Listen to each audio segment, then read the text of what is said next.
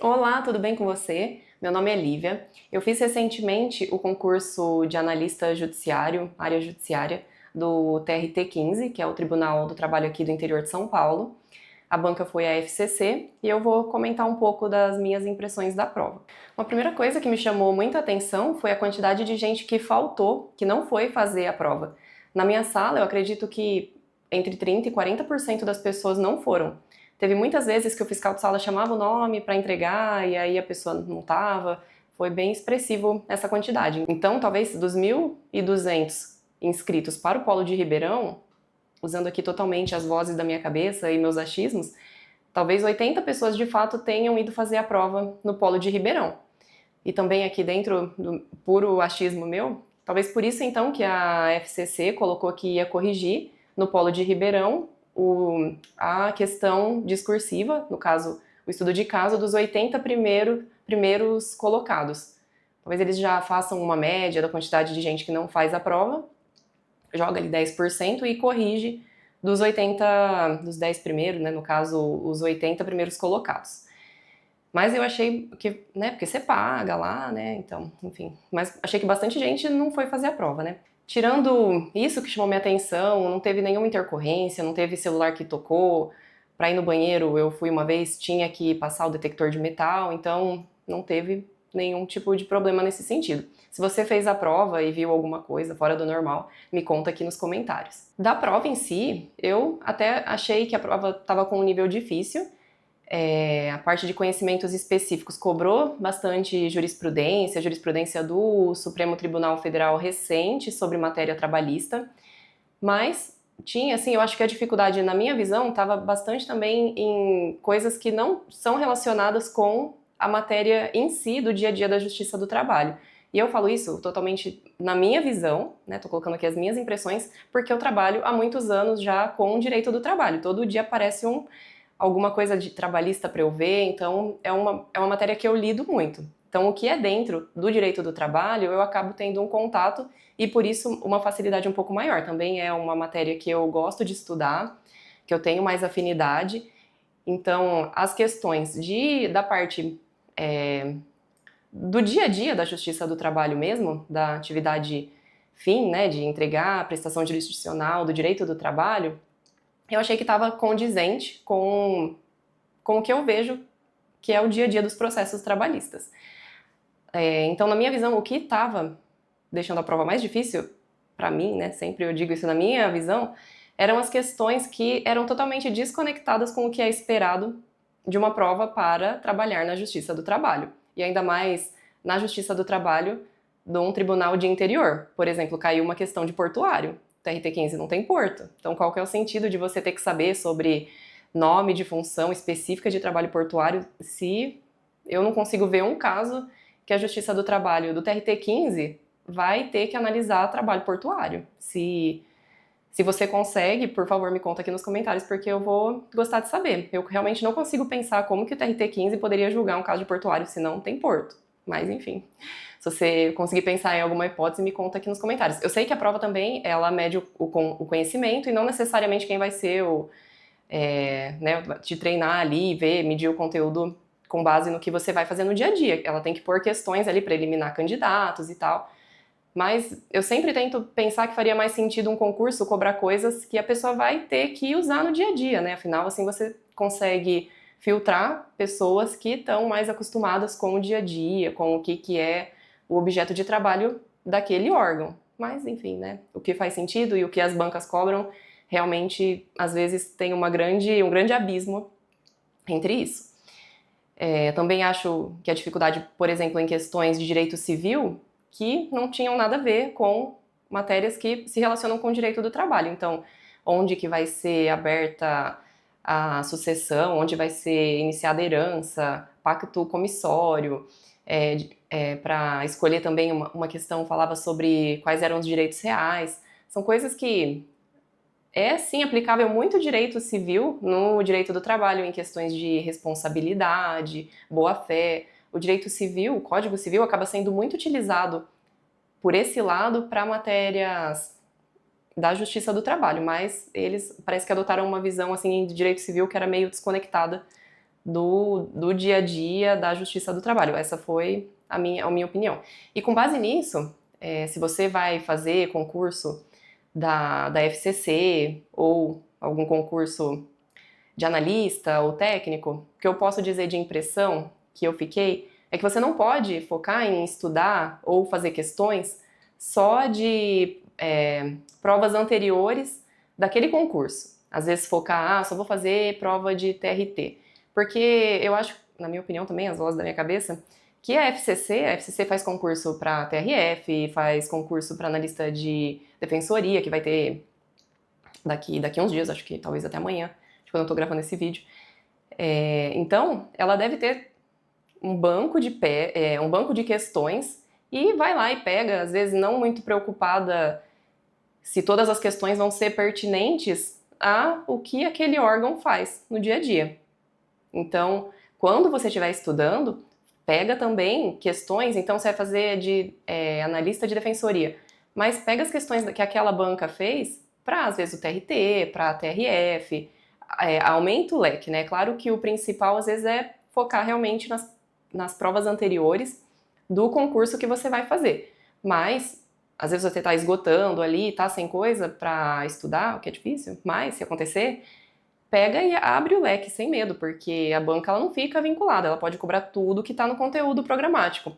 Faria mais sentido cobrar atividades e assuntos que são do dia a dia do trabalho que o analista vai fazer ou que vai lidar ali?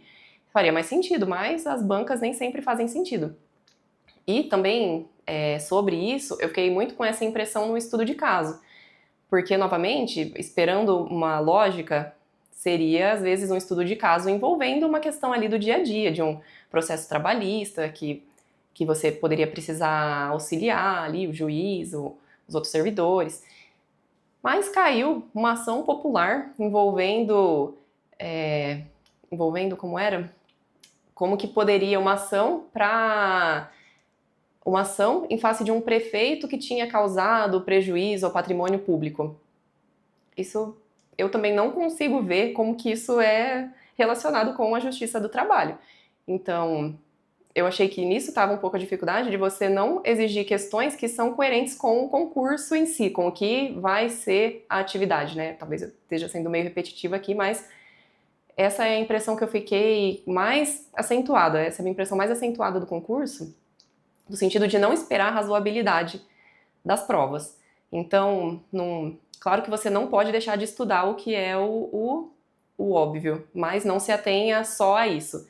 Então, foque, se o concurso é de direito do trabalho, vai lá e foca muito nisso, no que é, quais são as jurisprudências atuais do TST, do STF, mas abre um pouco o leque para estudar outras coisas também, que no fim pode ser isso que vai ser cobrado. Talvez isso seja até a forma, novamente, de filtrar os candidatos, porque, realmente, quando você vai fazer um concurso específico da Justiça do Trabalho, todo mundo foca nas matérias fins e acabam deixando outras matérias um pouco de lado. Essa foi a minha impressão sobre a prova de conhecimentos específicos. A parte de conhecimentos gerais, eu confesso que eu não estudei muito. Eu vou falar a pontuação que eu fiz, mas eu acabei escorregando um pouco na casca da banana aí, porque realmente a parte de ética, regimento interno, eu não estudei muito e acabei não indo também. Mas aqui, novamente, a prova de conhecimento específico, cada questão vale 3 pontos, e de conhecimentos gerais vale 1 ponto. Então, eu não me arrependo, assim, da minha decisão de focar em estudar mesmo conhecimentos específicos, porque o peso é maior e acaba compensando aquilo que você errou de conhecimentos gerais. Eu já fiz um vídeo aqui no canal dando dicas para como fazer provas objetivas, e nele eu não mencionei uma coisa que eu lembrei que eu fiz nessa prova de analista recente, que acho que vale a pena colocar assim até como um complemento daquele outro vídeo, né? Até vou deixar o card em algum lugar aqui, se você quiser ver aquele outro vídeo, mas em adição eu sempre gosto de começar a fazer, quando tem conhecimentos gerais e específicos, os específicos eles costumam ter um peso maior. Então eu prefiro começar por eles, também pela questão da pontuação maior, e porque normalmente eu tenho mais facilidade. Normalmente os conhecimentos específicos é a matéria que, se você já trabalha com direito, você já está acostumado a lidar, é a matéria que você acaba estudando mais. Então, eu acho que vale a pena começar porque você está mais descansado, você consegue, então, dar um gás maior nas questões que valem mais, se todas as provas, se todas as questões tiverem o mesmo peso, eu prefiro começar pelas questões das matérias que eu tenho mais facilidade, mais afinidade, porque aí eu consigo ir mais rápido na resolução delas, e rápido não quer dizer que eu não vou prestar atenção, é prestando atenção sempre, né? Não tem isso de, não vai prestar atenção porque tá fazendo mais rápido, não. É começar pelo que você tem mais afinidade, por ter mais chances de você conseguir conhecer a matéria e resolver mais rápido. Então, nessa prova de analista, eu acabei começando pelos conhecimentos específicos, sem uma ordem específica dentro deles, fiz na ordem, e depois eu voltei para os conhecimentos gerais. Isso, para mim, funciona, eu fico um pouco mais confiante de estar começando pelo que eu tenho mais facilidade, do que começar, às vezes, fazendo uma questão ali de matemática, que é uma coisa que normalmente eu não vou bem, isso já deixa às vezes você meio desestruturado. Informática, eu sempre acho que as questões de informática raramente são alguma coisa que no dia a dia, lidando com o computador, um profissional do direito vai ter que saber aquilo que está nas questões. Então, eu não vejo vantagem de começar por conhecimentos gerais em vez de começar pelos conhecimentos específicos, mas é também aqui sempre falando o que é a minha opinião. Você pode discordar, com certeza, e se você achar que tem outra técnica melhor, eu até te convido a comentar aqui nos comentários, a deixar aqui nos comentários para a gente tentar cada vez melhorar. E quanto que eu fiz de pontuação nesse concurso? Começando pelos conhecimentos gerais, eu vou olhar aqui na minha colinha que eu anotei. De português, eu fiz 5 questões, eu acertei 5 questões de 6. De raciocínio lógico matemático, eu fiz 3 de 3, que é um grande orgulho, porque matemática é uma grande dificuldade para mim. Eu basicamente sei regra de 3. Qualquer coisa que não for regra de 3, eu já não consigo. Então, eu sempre fico preocupada quando tem muita questão de matemática, porque não é muito o meu forte. Mas raciocínio lógico matemático, aqui as questões da prova estavam realmente um pouco mais para raciocínio lógico do que colocar fatorial, umas coisas assim que realmente nem quando eu estava na escola estudando eu não conseguia entender. Noções sobre direitos das pessoas com deficiência tinham 2 e eu errei as 2. Código de ética tinham 2 questões e eu errei as 2. Regimento interno eram 2 questões e eu acertei uma. Informática, para minha surpresa, de 3 eu acertei 2, mas também assim aqui é o poder do chute, porque não eram assuntos que eu conhecia muito não. Então, na prova de conhecimentos gerais, eu fiz 12 questões, que dá 60%.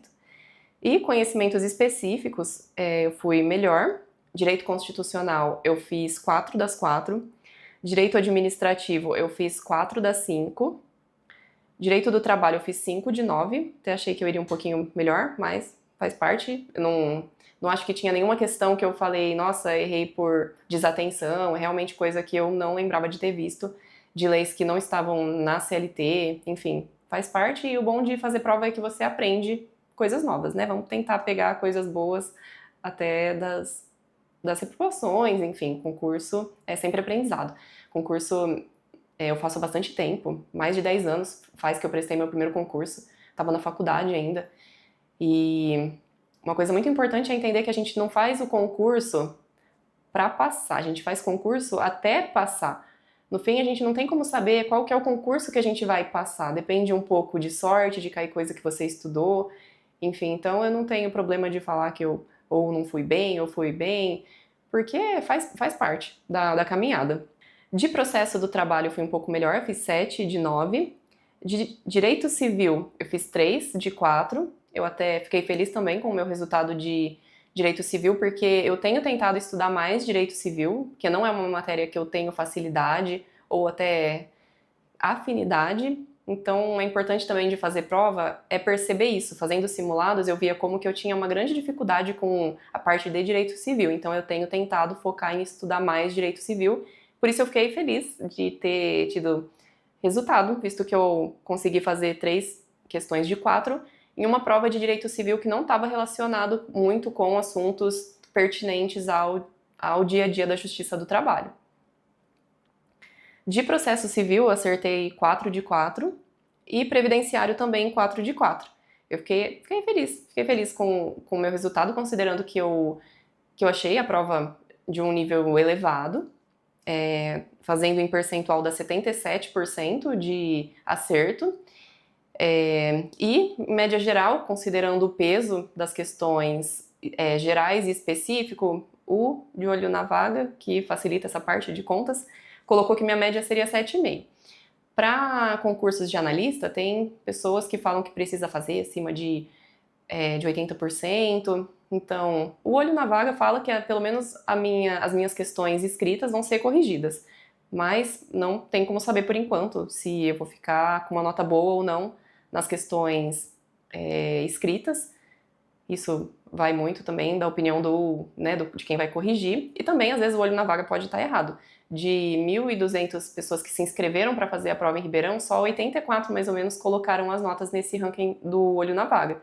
Mas todas as vezes que eu coloquei, ele costuma acertar se pelo menos você vai para a próxima fase ou se vai ficar entre as pessoas que vão ter a escrita corrigida.